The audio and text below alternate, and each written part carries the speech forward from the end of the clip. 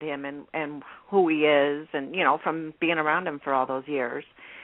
Now, another thing that was brought up was that Michelle said she thought Paul was going to adopt Jamie. I said that earlier on Twitter. Her and I were discussing that because I couldn't believe when the actor that plays Jamie, Daniel, he tweeted out that it was his last day, and I was shocked because I didn't think that was the end of the storyline. I really thought that he was going to end up with Paul, and I think that would have been an amazing storyline and keep Paul, front burnered or at least a little bit more, instead of giving him a powerful storyline and then, back burnering him for how long. I think that would have been awesome to see him deal with Jamie and all the different things that, all the different problems that Jamie had. Well, and but how the soaps work, it wouldn't surprise me if 6 months from now they don't bring him back and he returns and says, I wanted to come back to Genoa City, and then there's a great storyline, for Paul. I mean, because I was thinking the exact same thing because the way he reached out to him when he was about to jump off that ledge, and and I thought this is the precursor to this unfolding right here. I mean, this was the whole stage, and it turned on a dime when he admitted that that Finn did not push him off that building, and I thought, oh my gosh, are you kidding me? I mean, I was kind of hoping Finn pushed him off the building because he's been such a snotty brat in the last 3 months. If I could have gone through my TV screen, I'd have pushed Finn off the cliff, the nearest building, cliff, street, pushed him in front of a car. I mean, really, he has been on my last nerve. No, if he were my son, I would have stuffed him in a closet and said, you got to stay there till you straighten yourself out. But not really. I'm just we're talking about a character. I wouldn't do this to my children. Yes. But seriously, I mean, he was on my absolute last nerve. I just was like, and Summer was no better, but then she kind of went through all that drama, and now she seems to be likable. I mean, I like her better now.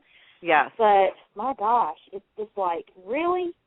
But at the end of the day, as much as YNR has changed under the new leadership and the new regime, I am a diehard YNR fan from days of old. I like the original characters. I like, the veterans. These newbies, I like them okay. They add something, but I'm telling you, this teen audience and young adult audience that they're trying to draw into the soaps. They're in college, they're in school, and they're, doing. They're not watching. They're not watching during the day when the soaps are on. Who's watching? My mother, who is very upset right now. Going, exactly. This soap is just screwed up. So my mother's 69, so go figure. But you know what I'm saying? She's one of these veteran soap watchers who is just appalled at what they're doing and all these. I don't like all these new kids on here, and she calls them kids, and it's like, and so I can see her point because the kids that are not watching the soaps, it's people like you and me and David, my mom, and our generation of folks that grew up watching the soaps, and it's just like, come on, really, I was watching in college. You what? I was watching in college. Well, you were one of the few, but I know in college it's a little bit easier because people, the kids will, do their classes around the shows that they want to watch. But in high school, you don't have a choice. You're in there for that 8 hours, and that's it. I know, and that's true. Cool. Well, so another thing Michelle brought up is that? Rumors are going around that Chelsea sleeps with Dylan and says that it's his baby, and there's supposed to be a crossover to B&B with Chelsea and Kane. This is the first I'm hearing of this, but I could see it happening as far as her sleeping with somebody else and saying it's their child, so that way she doesn't have to tell Adam. Adam, thank you. I always want to call him Michael. Michael Mooney. So, but it's his real name. And that's funny because he's only one of the few that I want to call him by his real name, versus all the rest of them you always want to call him by their character name. So, well, can you go by that one again? She said rumors are going around that Chelsea sleeps with Dylan and says that it's his baby, and there's supposed to be a crossover to B&B with Chelsea and Kane. Really? Oh, maybe take him to Forrester? Maybe, the fashion line. I don't know. Michelle finds everything. Well, anything is possible in daytime drama, as we know. The only thing with that is that Dylan is so new, okay, and God loves Steve Burton. He's doing just a kick-ass job on Y&R because, coming from GH and having the long run there to come into YR with the storyline he's got and being so well received. I mean, I love him to pieces, and I didn't watch him. I didn't watch GH. So, and I did, and thought I'd have a problem with seeing him as a different character. And you know what? I don't. Yeah. I see him as Dylan. Yeah, well, it's because he's playing such a different character from what he was on GH too, and but his character is just kind of like the guy next door. He's a nice guy, and you just feel for him, I mean, I so wanted him and Avery to kind of pick up where they left off, and I guess in a way they kind of did. I mean, she kind of figured out that she changed or whatever, but I really hated that because they had such great chemistry. Not that she and Nick don't; they're cute together. But what her and Dylan had was powerful. Her and Nick are just cutesy. They cook and they laugh and they giggle and they dance and they act silly all the time. But Dylan and her had a real connection, and they still have that connection, obviously. But who I think he's going to end up with is going to be Sharon. Well, see, I love Nick and Avery together. And I would like to see Dylan with Sharon. I think Dylan would be good for Sharon because Dylan, he's got his own baggage, but he's got his act together. It seems like he knows what he wants, and he's being respectful of the fact of what Avery's told him and kind of thing. But in the grand scheme of things, there's just still a part of me that would love to see Nick and Sharon get back together. Now, of course, when they had their, when she was going through her bipolar storyline and all that, there were moments when he and her would have, they were, the story was written and they were in scenes together and all. You could see those old hints and traces of that great classic love story between the two of them. And I said, this is going to take a turn. They're going to get back together. And then the next thing you know, no, that wasn't the case. Yeah, I know. So anyway, that would be very interesting. I don't know where Michelle gets her good scoop, but she's saying regarding Chelsea's fashion line. Now, I can see where that would tie into B&B because Forrester Creations. They're going to bring her on to B&B. This is my prediction based on what she's saying. As a new designer at B&B, where she's going to sell her designs to B&B, but that's how they'll bring her into B&B. I guarantee you if that's the case. What do you think, Michelle? Or maybe they're going to be, doing the fashion show against each other, like they used to do with Sally. Oh, yeah. Yeah, well, that's true, too. I mean, you just never know. So, but considering, Y&R has touched on that, but that's not been as big a focal point as it is on B&B. But I could see her, if she goes to B&B, I could see that being how they bring her into B&B as a designer, for Forrester Creations. So speaking of B&B, Michelle is saying that regarding Eric and Taylor's storyline, it's just a copycat storyline from Y&R, the Victor Sharon storyline, and it's gross.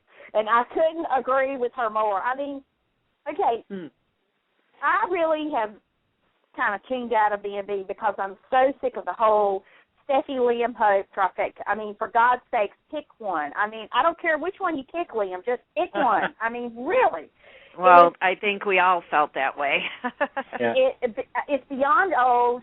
The writers, I don't know what, if they've been on island vacation and they're just letting they're letting the actors do their own. I don't know what's going on, but it's insanely old. It is crazy. Well, you said you're behind, and he did make a choice, but it was kind of forced on him in a way. Well, I know Steffi's pregnant. I have been kind of keeping up. That I know. Sickening. Yeah. We know she's pregnant. We know he's with her now. But I don't know if you want me to tell you what happened because both of you are behind. Do you want to know? Please do. Oh, please do, because I got all Okay, well. Who knows when I'll watch it, but go ahead.